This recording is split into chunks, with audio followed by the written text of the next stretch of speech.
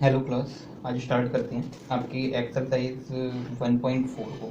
तो 1.4 शुरू करने से पहले आपको कुछ बेसिक्स उसके पता होने चाहिए। तो एक बार देख लेंगे, लिखा गया है बोर्ड पे नोट में कि हर का गुणनखंड करने पर यदि संख्या 2 की घात 5 या 5 की घात n या 2 की घात 5 गुणा 5 की घात n इन तीनों रूपों में अगर आती है तो दी गई संख्या का दशमलव प्रसार जो होगा वो शांत आएगा। मतलब हर में अगर 2 की घात के रूप में लिखा हो, मतलब कि इस तरीके से 2 गुणा 2 लिख लिया गया हो, या आगे 2 गुणा 2 गुणा 2 गुणा 2 इस तरीके से लिखा गया हो, या केवल 5 गुणा 5 गुणा 5 ऐसा लिखा हो, या 2 गुणा 2 गुणा 5 गुणा 5 गुणा 5 इस रूप में अगर हर का गुणनखंड आता है तो हम बोल सकते हैं कि दशमलव प्रसार जो होगा वो शांत आएगा।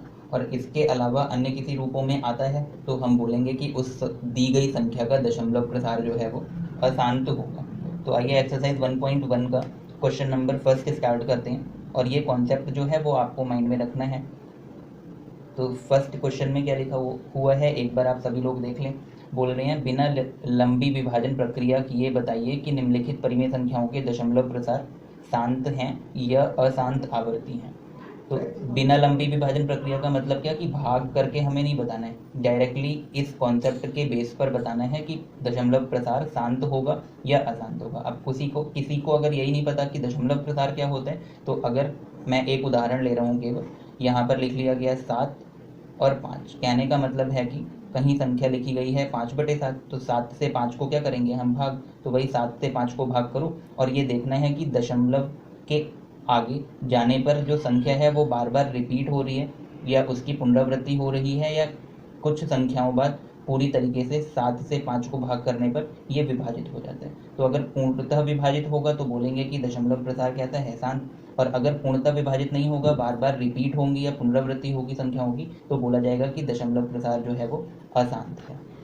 अब इसके बाद फर्स्ट क्वेश्चन जो लिखा हुआ है एक बार देख लीजिए। फर्स्ट पार्ट में लिखा गया है 13/3125। तो करना क्या है, यहाँ पर हर का गुणनखंड करना है। तो गुणनखंड मतलब अभाज्य गुणनखंड ही करेंगे।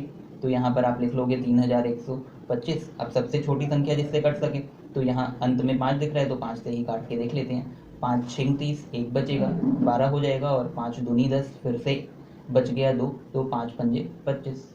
फिर अगर काटते हैं तो 5 से आसानी से कट जाएगा, 5 एकम 5, 1 बचा तो 12, 5 दूनी 10, अब 2 बचेगा तो 5 पंजे 25 लिख सकते हैं।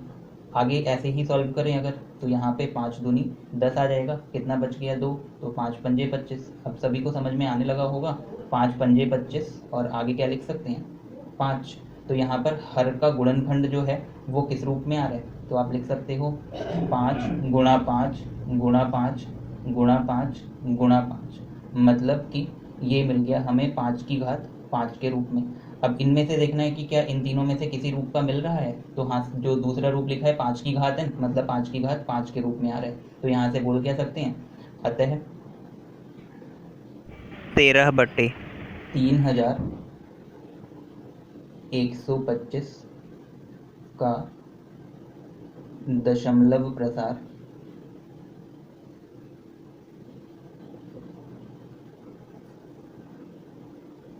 शांत होगा, ऐसा हमें लिख लेना होगा। तो यहाँ से शायद क्लियर हुआ होगा आपको कि दशमलव प्रसार कैसे ज्ञात किया जाता है।